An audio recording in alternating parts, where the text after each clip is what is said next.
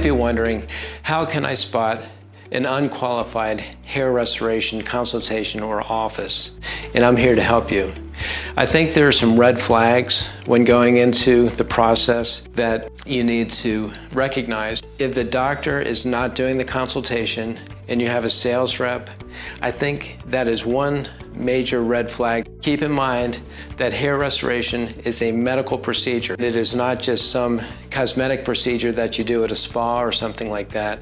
The doctor needs to be involved right from the beginning. From a medical standpoint, you may not even be a candidate for hair transplantation, so it's vital that you start the consultation and actually speak with a physician. So that's number one.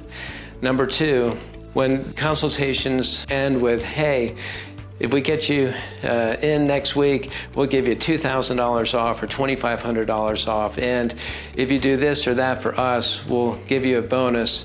If they're offering you some kind of discount, I think those are major red flags. That's not something you want when going into a medical procedure.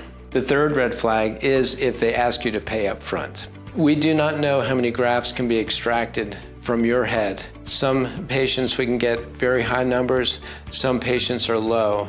I know for a fact that patients who might look like they have a full donor site, when we actually get in there and start harvesting, have actually a low number that we can safely harvest. The best option is to possibly pay some up front like we do, and then have your final fee after you get the final graft count.